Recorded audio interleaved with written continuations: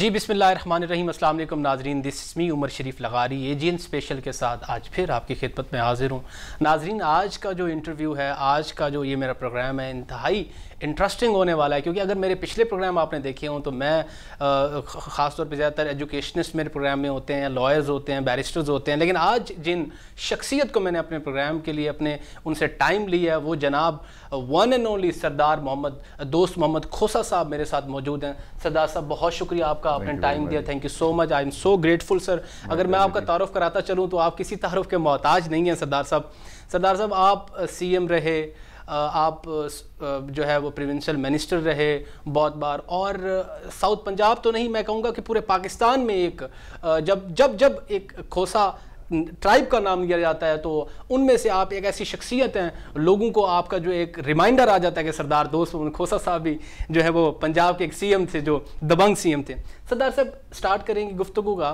Sir, मैं आपके जो दूसरे प्रोग्राम्स होते हैं ज़्यादातर आपसे वो सियासी गुफ्तगू करते हैं, मैं कोशिश करूँगा थोड़ी सी आपकी लाइफ से चलेंगे, इंटरेस्टिंग लाइफ जो आपने गुजारी स्टार्ट से, आपकी जो चाइल्ड मेमोरीज़ हैं सर, और आपने कहाँ से एजुकेशन और कैसे सिस्टम स्टार्ट किया। आज नाजरीन को ये भी बताएं सर कि एक जो सरदार का साहिबजादा होता है उसकी ज़िंदगी में और आम जिंदगी में कैसे डिफरेंस होता है सर। बिस्मिल्लाहिर्रहमानिर्रहीम। आपकी बहुत मेहरबानी, आप तशरीफ़ लाए। Grateful sir. बिल्कुल एक आम इंसान की तरह ज़िंदगी गुजारी है अल्हम्दुलिल्लाह। मेरी एजुकेशन जो है वो HSN कॉलेज से रही जी। बीच में कुछ साल 2 साल के लिए कुछ फैमिली के मामलात की वजह से कराची हमारी फैमिली शिफ्ट हो गई थी, तो तकरीबन कुछ 1.5-2 साल कराची में तालीम हासिल की, बट जूनियर ग्रेड में, ये क्लास 2 और 3 समझें।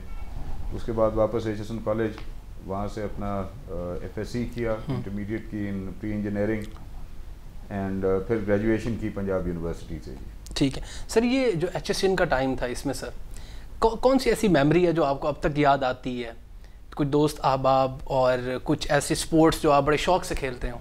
जी, स्पोर्ट्स तो वहाँ पे मैं तकरीबन सारी ही खेलता था जी। जो स्पोर्ट्स HSN ऑफ़र करता था, और मेरे ख्याल में शायद ही कोई ऐसी स्पोर्ट्स होगी जो HSN कॉलेज ऑफ़र नहीं करता था जी। लेकिन एक्सेल मैंने किया राइडिंग में, हॉर्स राइडिंग में, और उसमें टेंट पेगिंग में जी। और कमोबेश 130-135 साल HSN की तारीख में आज भी मेरे रिकॉर्ड्स जो हैं वो स्टैंड करते हैं माशाल्लाह। और उसी निस्बत से फिर नेज़ाबाजी में मैंने पाकिस्तान टीम को भी रिप्रेजेंट किया माशाल्लाह, और वो एक मेरा ऐसे समझे पैशन था जो आज भी कायम है अल्हम्दुलिल्लाह, और उम्मीद करता हूँ कि रहेगा जब तक सेहत ने और ज़िंदगी ने साथ दिया इंशाल्लाह। बाकी दोस्त अहबाब के साथ तो बहुत खूबसूरत यादें हैं HSN की जी। HSN इटसेल्फ की बहुत खूबसूरत यादें हैं। बड़े शफीक और बड़े मेहरबान असातिज़ा मेरे नसीब में आए, जिन्होंने ना सिर्फ तालीम, लेकिन तालीम के साथ साथ जो एक किरदार की डेवलपमेंट होती है उस पर भी जी बहुत तवज्जो दी। अल्हम्दुलिल्लाह कोई एक ऐसी बात मैं नहीं कह सकता, सैकड़ों ऐसी यादें हैं जो कि अगर आपके साथ शेयर करने लगें तो मेरे ख्याल में आपका वक्त ख़त्म हो जाएगा, लेकिन वो यादें ख़त्म नहीं होंगी।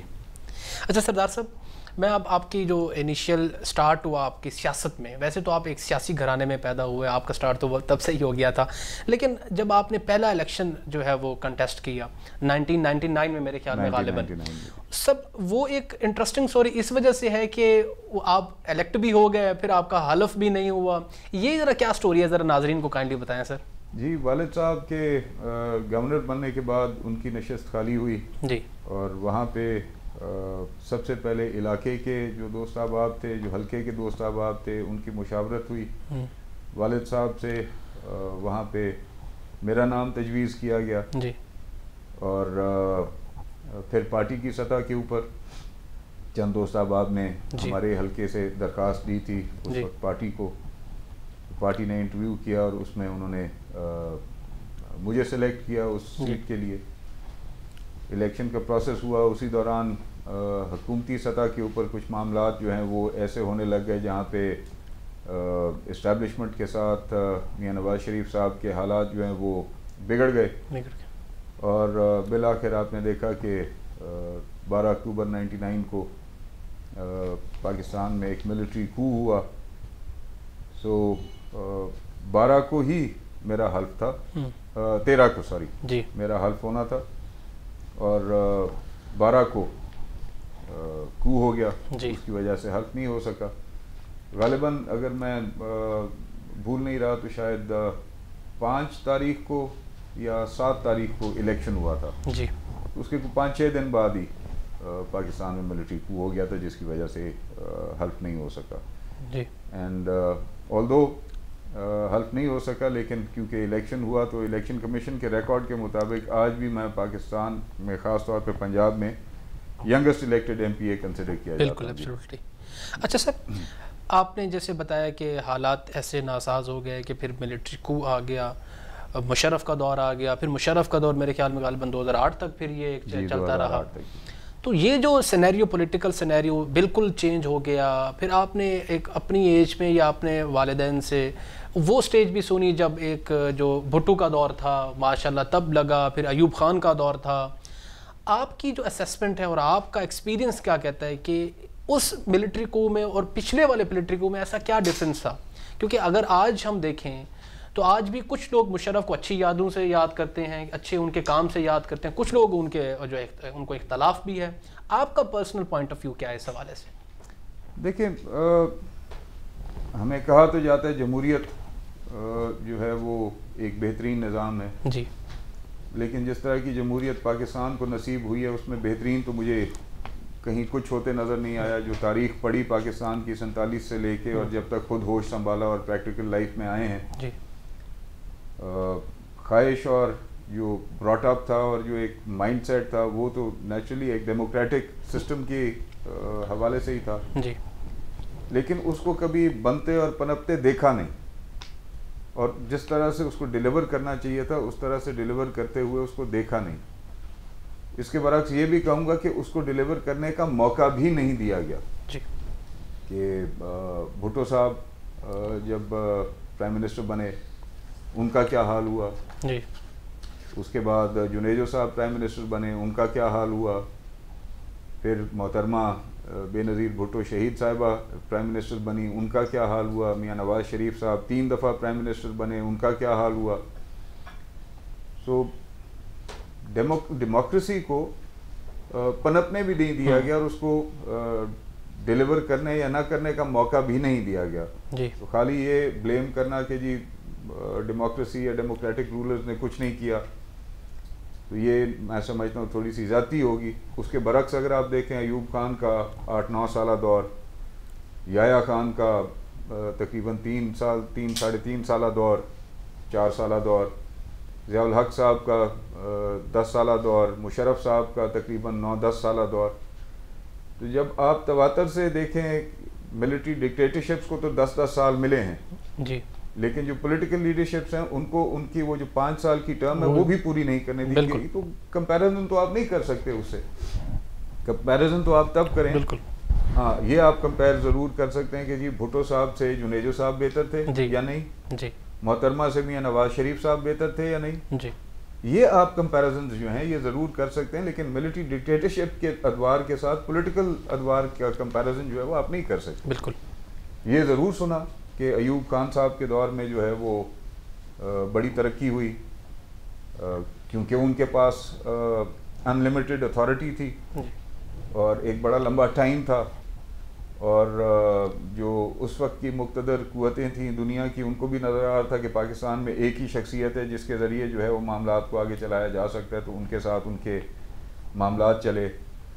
इसी तरह से ज़ियाउल हक साहब के दौर में आप याद करें रशिया अफगान वॉर छिड़ गई, वो पाकिस्तान के लिए एक लिहाज से ब्लेसिंग भी बनी और एक लिहाज से पाकिस्तान के फ्यूचर के ऊपर एक बहुत बड़ा सवालिया निशान भी आ गया, क्योंकि उसके बाद जितने इंटरनल हालात पाकिस्तान के ख़राब हुए जी, वो शायद उससे पहले नहीं थे। सो इसी तरह से मुशर्रफ साहब के दौर को अगर आप देख लें तो तब भी ये 9/11 के बाद अमेरिका ने जो चढ़ाई की अफ़गानिस्तान के ऊपर, उसकी वजह से पाकिस्तान की एक अहमियत बन गई, लेकिन उसके बरक्स फिर जैसे आप देखें रशिया अफ़गान वॉर के बाद पाकिस्तान के अंदर एक क्लैशनकोव कल्चर आ गया और ड्रग्स का एक सिलसिला शुरू, बहुत सारी बातें की जाती हैं, तारीख आपने भी पढ़ी हुई होगी, लोग भी समझते हैं। इसी तरह से मुशर्रफ साहब के दौर के आते आते आप ये देखें कि सुसाइड बॉम्बिंग्स और बेगुनाह लोगों के कत्ल और दहशतगर्दी ये परवान चढ़ी। तो जहाँ पे उनके दौर में कहीं कोई तरक्की हुई होगी, कहीं कोई अच्छा निज़ाम आया होगा, लेकिन उसके बरक्स अगर आप देखें तो ये चीज़ें भी तो पाकिस्तान को मिली ना जी, और आज तक उसी तवातर से चल रही, कभी बढ़ती हैं कभी कम होती हैं। डेवलपमेंट का एस्पेक्ट एक है, तरक्की का और सस्टेनेबिलिटी का एस्पेक्ट एक है, आपके सोशल और पॉलिटिकल स्ट्रक्चर को जितना बड़ा धचका जो है वो परवेज़ मुशर्रफ साहब के दौर में लगा, मेरे ख्याल में पाकिस्तान की रीसेंट हिस्ट्री में इससे बड़ा नुकसान और कोई नहीं हो सकता, जिसमें सबसे पहले नवाब अकबर ख़ान बुगटी साहब का कत्ल, उनकी शहादत, एक ऐसी शख्सियत जो बलोच उस सर्कल में या बलोच पीपल में, मैं समझता हूँ उस दौर में होते हुए भी वो प्रो पाकिस्तानी थे जी। उनको एलिमिनेट कर दिया गया, बलूचिस्तान के हालात जो है वो बिगाड़ दिए गए, एनआरकी सी फैल गई पूरे बलूचिस्तान के अंदर। इस तरह के हालात भी देखे कि गवर्नमेंट बिल्डिंग्स के ऊपर जो है पाकिस्तान का झंडा जो है वो नहीं लहराया जा सकता था जी।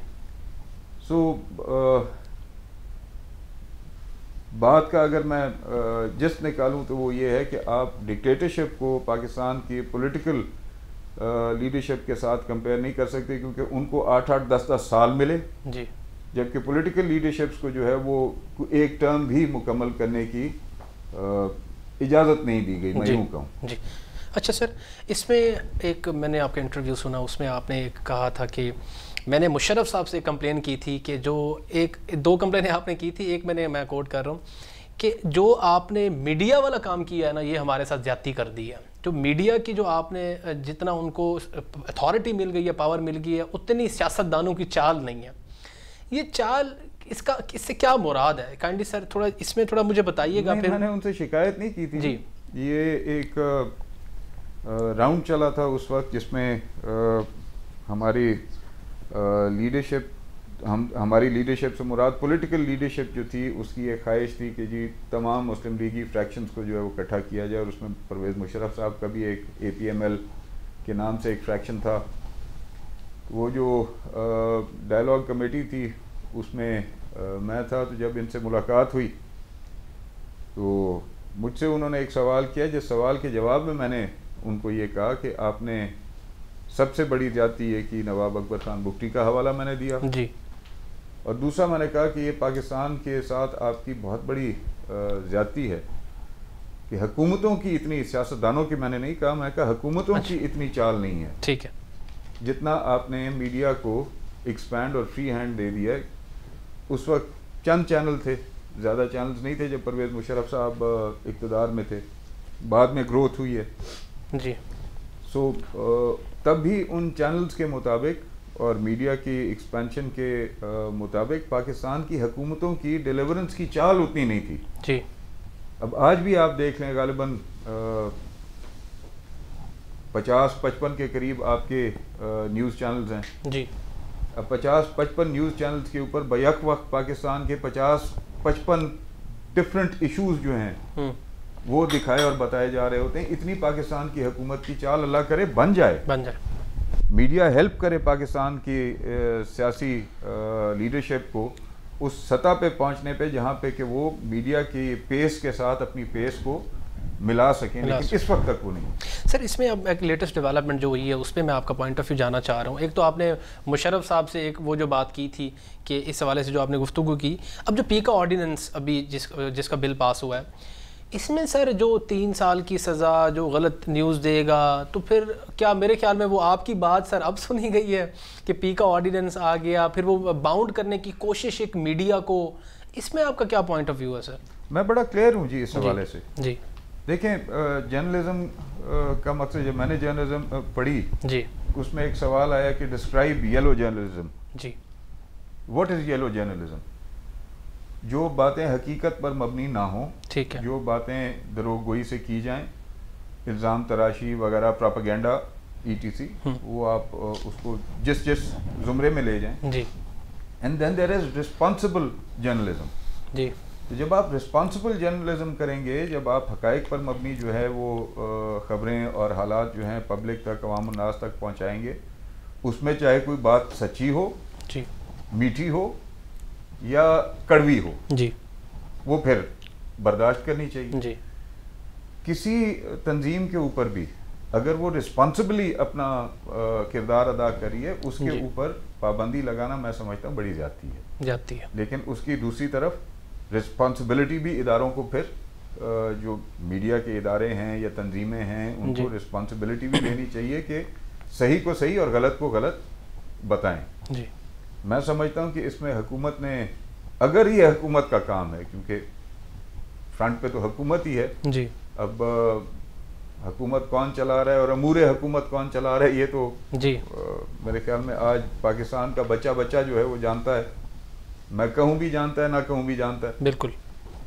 तो अगर हुकूमत के इख्तियार में ये चीज़ थी तो हुकूमत को चाहिए था कि तमाम तर जो तंजीमें हैं आपकी, जर्नलिस्ट की तंजीमें हैं या इदारों के सरबराहान हैं या उनके मालकान हैं मीडिया चैनल्स के जी, इनके साथ डिलिबरेट करके इनको ऑन बोर्ड लेके और फिर फैसला किया जाता, बजाय ये कि चंद लोगों की डिलिबरेशन के बाद जो है या एक ख़ास सर्कल की डिलिबरेशन के बाद एक एक्ट बना के और पेश कर दिया जाए।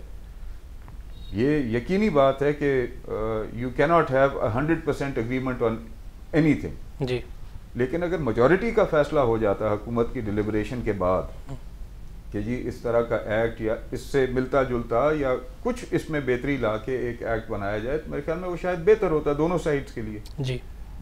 लेकिन ये बस मैं समझता हूँ कि उजलत में जी, जिस तरह से पिछले कवानीन साजी जो है आपको याद होगा असेंबली में जी, वो उजलत में किए गए, उस तरह से ये भी उजलत में किया गया। अब सदर पाकिस्तान साहब ने तो जनाब आसिफ अली ज़रदारी साहब ने तो फ़िलहाल मैंने सुना है कि उस एक्ट को इंडोर्स करने से पे एतराज़ किया और उस पर कोई डिलिबरेशन अब होगी जी। उम्मीद करते हैं कि ये नालायकी जो है इसमें शायद कोई बेहतरी आ सके। ठीक है सर। अच्छा सर, इसमें मैं एक चीज़ पूछना चाह रहा हूँ, ख़ास तौर पे अब देखिए ना, जैसे आपने बात की कि कोई भी चीज़ उजलत में कर दी जाती है, ख़ासतौर पे पार्लिमान का सहारा लेते हुए जी। तो उसमें ये कि लेजिस्लेट करके, अब ख़ास तौर पे मामला जब एक्सटेंशन का आता है, ठीक है सर, अब जैसे रिसेंटली अगर हम ये देखें कि चीफ जस्टिस साहब का जो एक्सटेंशन का मामला था उसमें भी हमें रूमर्स देखने को मिले, फिर चीफ ऑफ आर्मी स्टाफ के एक्सटेंशन के बारे में भी हमें रूमर्स सुनने को मिले, और बाज़ औक़ात ये पिछली गवर्नमेंट में ऐसा हुआ भी है।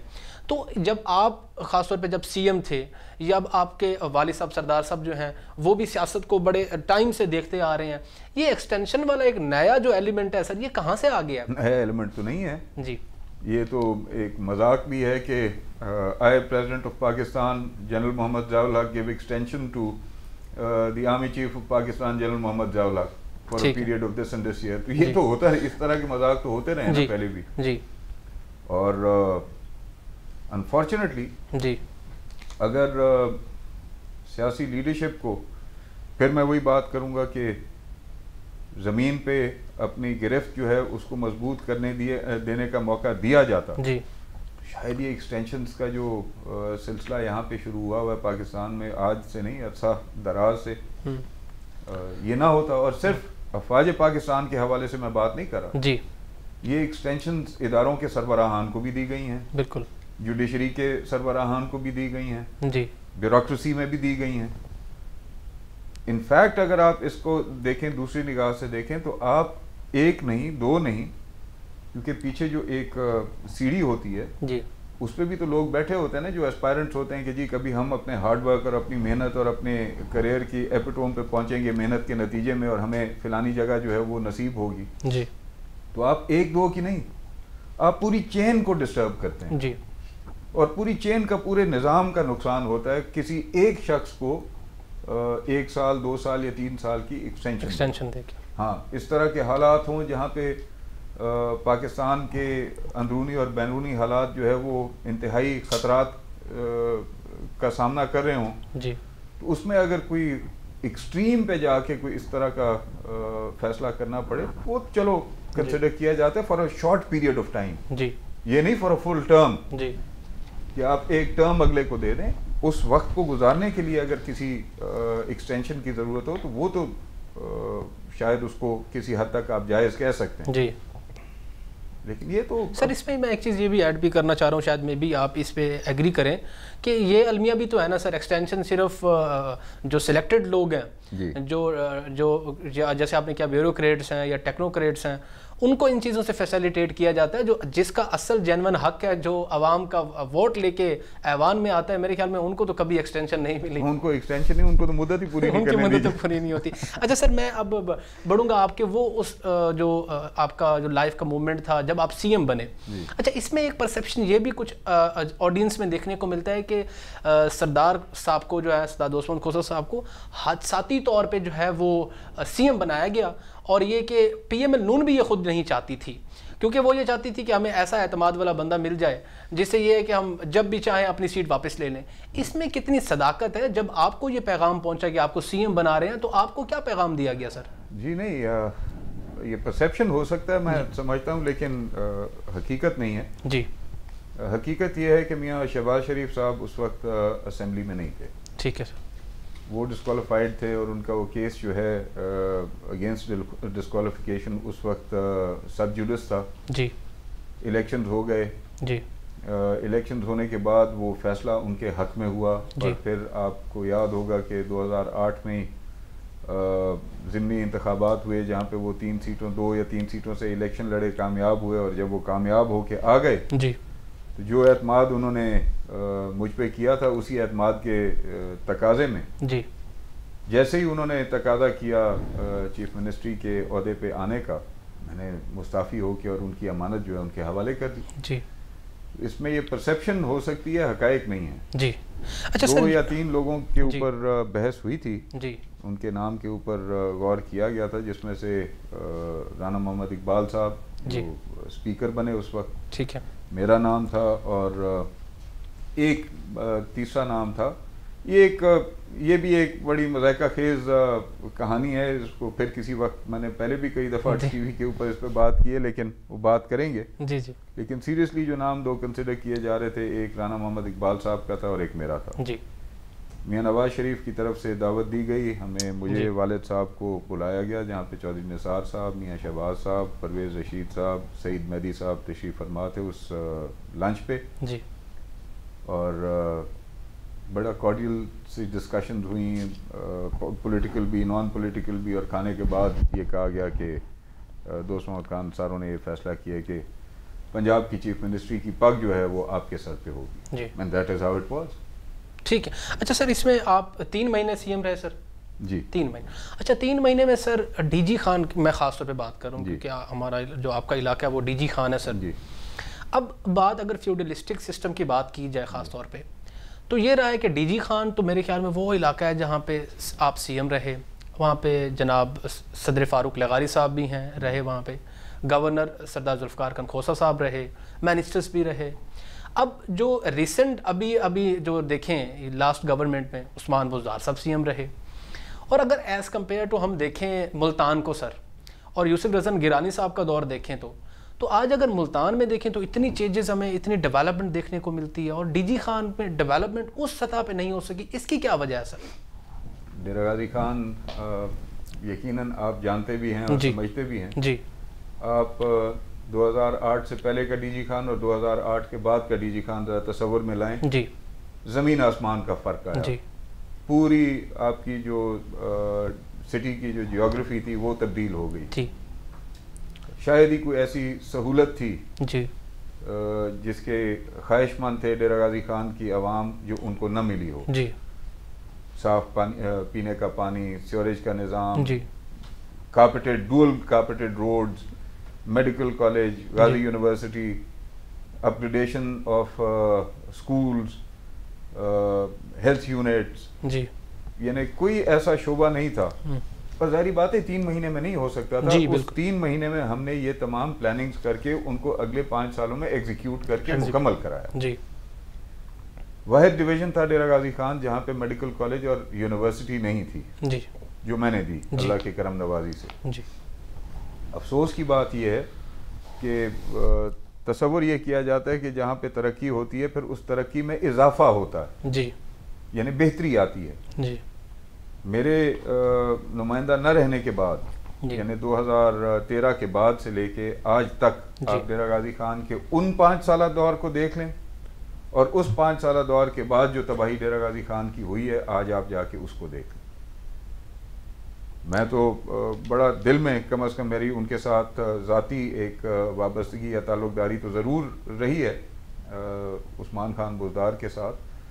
सियासी सोच उनकी अपनी थी, हमारी अपनी थी। हम ट्राइबली भी हमसाए हैं और शहर में भी हमारी रिहाइश जो है वो बराबर बराबर है जी। तो जब वो चीफ मिनिस्टर बने एक तसल्ली ये हुई कि शुक्र है कि डेरा गाजी खान में फिर से कोई डेवलपमेंट का और बेहतरी का दौर जो है वो शुरू होगा जी। बट मुझे बड़े दुख और तकलीफ़ के साथ ये कहना पड़ता है कि जितनी तबाही उनके दौर में डेरा गाजी खान की हुई है और डेरा गाजी खान के निज़ाम की हुई है शायद उससे पहले कभी नहीं हुई और शायद अल्लाह करे उसके बाद भी ना हो। अच्छा सर, इसमें आपने मेडिकल कॉलेज का जिक्र किया, मैं उसमें भी आपकी एक राय जानना चाह रहा हूँ। इसमें जो हकीकत है वो ज़रा नाजरीन को बताएं। अच्छा, बहुत सारे लोगों में ये सुनने को मिलता है कि जो मेडिकल कॉलेज आपने तब बनवाया था तो वो इस शर्त पे बना था कि इसकी जो है वो एग्जिस्टेंस इधर हो, लेकिन इसकी सीट्स जो हैं वो कुछ सीट्स मेरे ख्याल में वो अभी भी भावलपुर डिस्ट्रिक्ट को मिलती हैं और वहाँ के मकामी लोगों के लिए कोई कोटा नहीं है। इसमें कोई सदाकत है सर? नहीं, आप इसको कंफ्यूज करें जी। इत्तेफाक से जनूबी पंजाब सूबे के और चंद दीगर एडमिनिस्ट्रेटिव मामलात पे मेरे कुछ इख्तलाफ पैदा हो गए चीफ मिनिस्टर पंजाब के साथ। ठीक है सर। जिसकी वजह से हमारी मेडिकल कॉलेज जो था उसकी मंजूरी हो चुकी थी, उसका चार्टर बन चुका था, लेकिन उसकी एग्जीक्यूशन में हुकूमत डिले कर रही थी। ठीक है। उस एक इख्तलाफ की वजह से अब आप ये देखें ना कि लीडरशिप की सोच तो ये होनी चाहिए कि मेरे साथ उनका 100 इख्तलाफ, लेकिन अगर इलाके की बेहतरी हो रही है तो उसको होने दें। बिल्कुल।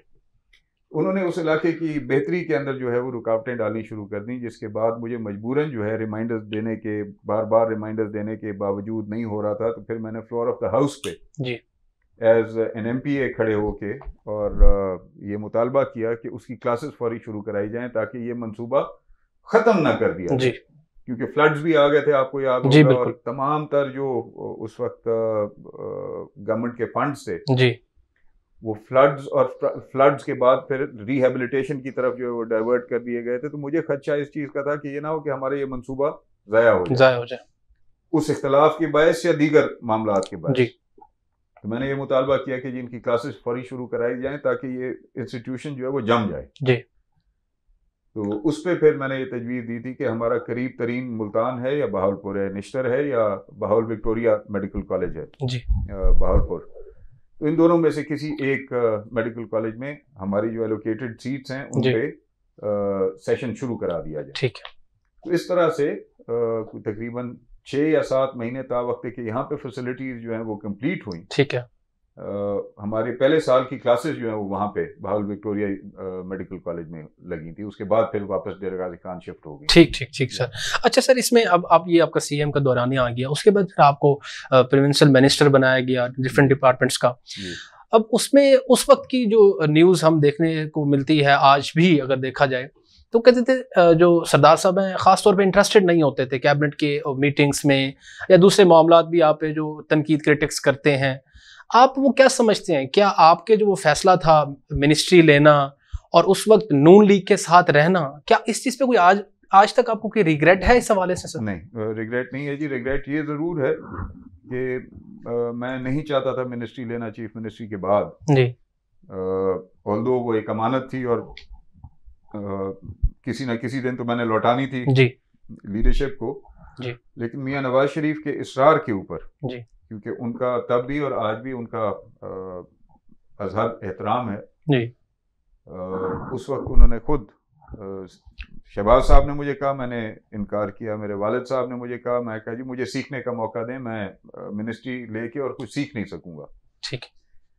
तो फिर मियां नवाज शरीफ साहब ने जब मुझे बुलवा के और मुझे कहा कि मैं आपको कह रहा हूँ कि आप शहबाज साहब के साथ ज़रूर काम करें, फिर मैं उनको इनकार नहीं कर सकता था। उन्होंने मुझे इसरार किया हुक्मन कहा और मैंने उनके हुक्म को तस्लीम किया जी।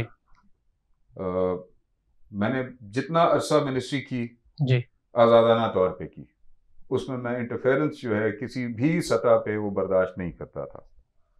जब इंटरफेरेंस बढ़नी शुरू हो गई चीफ मिनिस्टर ऑफिस की तरफ से, तो फिर मैंने मिनिस्ट्री में शौक या काम करना छोड़ दिया। बल्कि 2010 में एक वक्त में 2010 के आखिरी महीनों में जी मैंने इस्तीफ़ा भी दे दिया था, जो कि फिर वालिद साहब के इसरार पे चीफ मिनिस्टर ने वालिद साहब से शिकवा किया और वालिद साहब ने मुझे हुक्म दिया कि आप ये इस्तीफ़ा वापस लीजिए।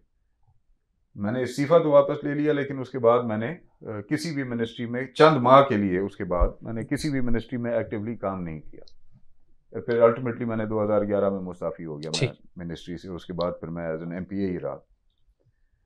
सो मेरे ख्याल में जितना काम लोकल गवर्नमेंट में, हाउसिंग में, पब्लिक हेल्थ में, एनवायरनमेंट में, और जो एक दो और एडिशनल पोर्टफोलियोज मुझे हुकूमत की तरफ से मिले हुए थे, हालांकि वो एडिशनल पोर्टफोलियोज थे जी, लेकिन जितने महकमे मेरे पास थे, जितनी स्ट्रक्चर को दुरुस्त करना उन मिनिस्ट्रीज़ के और उन मिनिस्ट्रीज़ की जो दायराकार था या उसका जो इख्तियार था, उसका जो काम था, उसको इफेक्टिवली ग्राउंड पे जितना मेरे ख्याल में मेरी मिनिस्ट्रीज में मैं लेके आया था, शायद किसी और मिनिस्ट्री में नहीं हुआ था जी। And I was probably the only minister जी जिसने पंजाब के हर जिले की सब तहसील हेडक्वार्टर लेवल तक जी पर्सनली खुद विजिट किया था अपने महकमों की प्रोग्रेस को देखने के लिए जी। और वहाँ की पॉलिटिकल लीडरशिप, चाहे वो हुकूमती साइड थी या अपोजिशन साइड थी, जी, जनरल पब्लिक, उनके साथ जितना इंटरेक्शन मेरा होता था, मेरे ख्याल में उस दौर की आप MPAs की लिस्ट उठा के उनसे अगर आप रब्ता करेंगे, कि मैं दावा नहीं कर रहा अल्लाह की ज़ात से, डर के मैं ये बात कर रहा हूँ जी, भले वो अपोजिशन के हों जी, या वो उस वक्त के हुकूमती या कोalition के मेंबर्स हों, जी, आप किसी से भी फर्दन रब्ता करेंगे तो वो यही कहेंगे, जब ये चीफ मिनिस्टर था हम समझते थे हम चीफ मिनिस्टर थे, जिन जिन महकमों का ये मिनिस्टर था हम समझते थे हम मिनिस्टर थे। जी। मेरे ख्याल में मेरे लिए इससे बड़ा एजाज और कोई नहीं हो सकता। अच्छा, इसमें फिर आप जब मिनिस्टर बने, फिर आप मुस्ताफ़ी हुए, फिर उसके बाद एक क्लैश आ गया आपके दरमियान और खासतौर पे मुस्लिम लीग नून के दरमियान। मुस्लिम लीग नून के दरमियान नहीं, मैं दुरुस्ती कर दूं, जी जी, शहबाज साहब के साथ।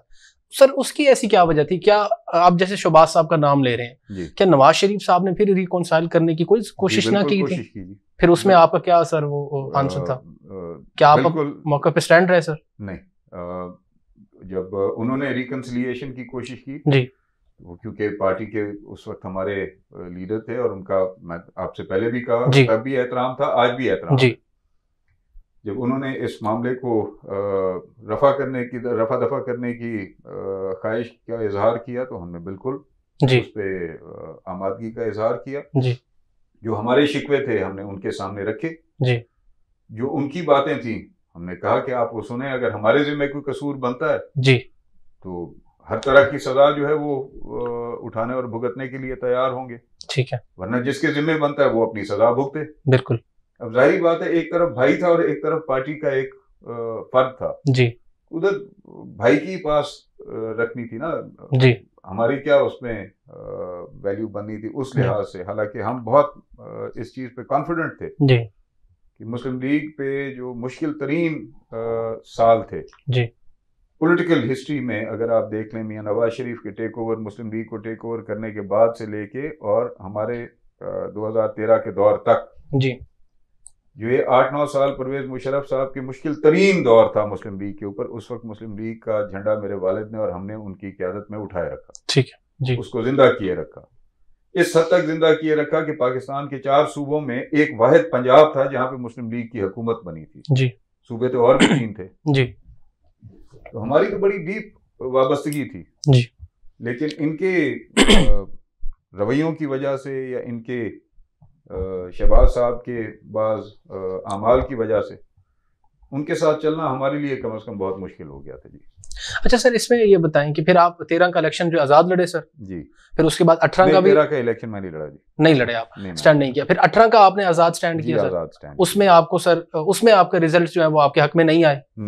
अच्छा, इसमें जो आपने ये टेन्योर गुजारा सर, ठीक है सर, 12 के बाद जी और 18 तक सर, वो एक्सपीरियंस कैसा था जब आप किसी की एफिलिएशन में भी नहीं हैं और आपके सरदार जुल्फकार कौन खोसा साहब मेरे ख्याल में पहले नून लीग में थे, फिर वो भी मेरे ख्याल में उन्होंने भी 13 में मुस्ताफी हो गए थे, 13 में मुस्ताफी हो गए। अच्छा, उनकी वजह सर क्या थी? क्या वो लिगारी साहिबान नून लीग में आ रहे थे, ये वजह थी सर?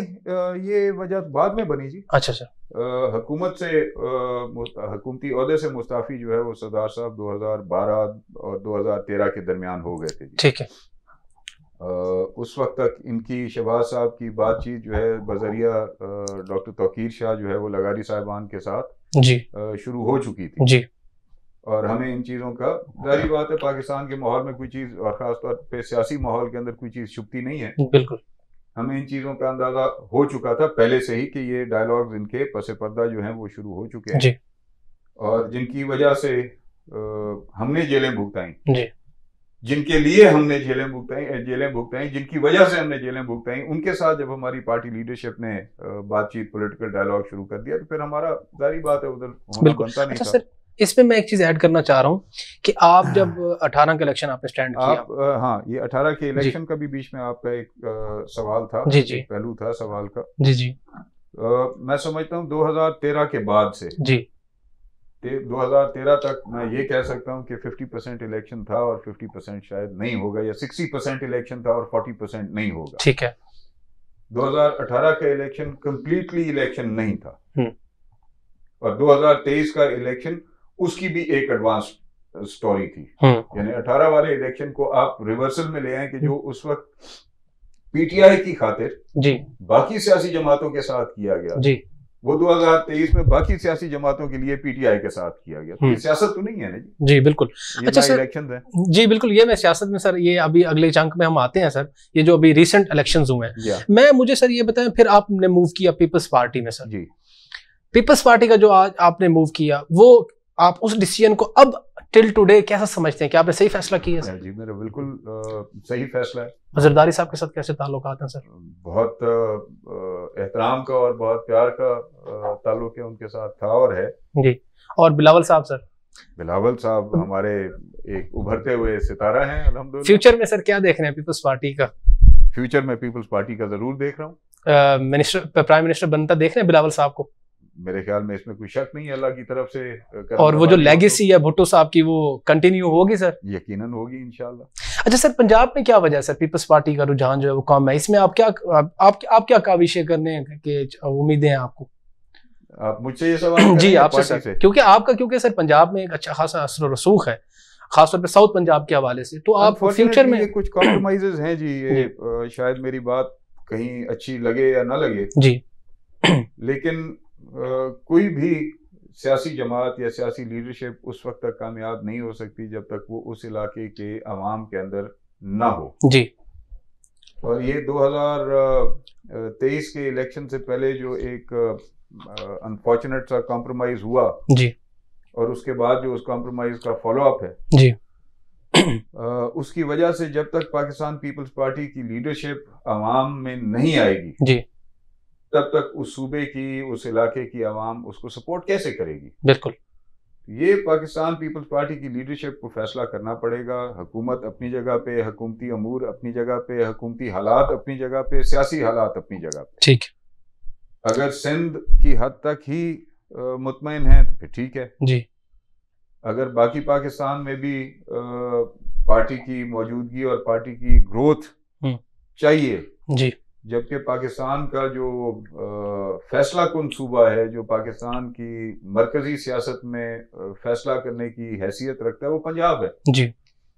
और जब पंजाब में आप नहीं होंगे जी, या पंजाब में आपकी मूवमेंट नहीं होगी, या पंजाब में जिस तरह से मैं समझता हूँ मुस्लिम लीग इंट्रेंच्ड है और जिस तरह से मुस्लिम लीग की उस मौजूदगी को डिस्टर्ब किया पीटीआई ने जी, देखें one should call a spade जी। भले जितनी भी सपोर्ट पीटीआई को 2018 के इलेक्शन से पहले जो है वो एस्टैब्लिशमेंट की तरफ से दी गई हो जी, किसी हद तक पीटीआई ने अपने आप को उभारा ना जी, वो कहते हैं ना कि कुछ अपने आप को उभारो तो अब नजर आओगे जी, किसी हद तक तो पीटीआई ने अपने आप को और पीटीआई की लीडरशिप ने अपने आप को उभारा था ना कि पब्लिक में उसकी बातें और उसकी जो एक नजरिया था वो बैठने लग गया, नैरेटिव आया जी, और लोग उसको अप्रिशिएट करने लग गए, उसको फॉलो करने लग गए। उसके बाद फिर एस्टेब्लिशमेंट की पुश थी और सारा कुछ। इसी तरह से जी, आपको जब तक आप पब्लिक में अपना नैरेटिव नहीं लेके आएंगे तो आपको पब्लिक से रिस्पांस किस तरह से मिलेगा? बिल्कुल। पाकिस्तान पीपल्स पार्टी की लीडरशिप है, पाकिस्तान पीपल्स पार्टी के फेस हैं बिलावल भुट्टो जरदारी जी। अब अगर सूबे ने मेरे पीछे चलना है तो फिर उनकी जरूरत नहीं है। बिल्कुल। मखदूम यूसुफ रजा गिलानी का बहुत बड़ा किरदार है पाकिस्तान पीपल्स पार्टी में जी और पाकिस्तान की सियासत में जी। लेकिन अगर लोगों ने उनके पीछे चलना है तो फिर बिलावल साहब की जरूरत नहीं है जी। मखदूम अहमद महमूद साहब हैं, बहुत मोहतरम हस्ती हैं, हमारे जनूबी पंजाब के सदर हैं। यहाँ पे राजा परवेज अशरफ साहब सेंट्रल के सदर हैं। लीडरशिप के पीछे लोग चलेंगे, हम लीडरशिप के पीछे चल रहे हैं। लोग हमारे पीछे जो हमारे तायीद करने वाले हैं वो तो हमारे साथ हैं जी, लेकिन जब आपने मैसेज को अपनी तरफ इंगेज करना है बिल्कुल तो लीडरशिप के पीछे होगा, आपके मेरे पीछे नहीं होगा। एक लीडरशिप का मैनिफेस्टो है जो प्रिवेल करता है। आपकी ये बात बिल्कुल ठीक है सर। इसमें मजीद भी गुफ्तगू करेंगे, एक छोटी सी ब्रेक लेते हैं। विल बी राइट बैक इंशाल्लाह नाज़रीन।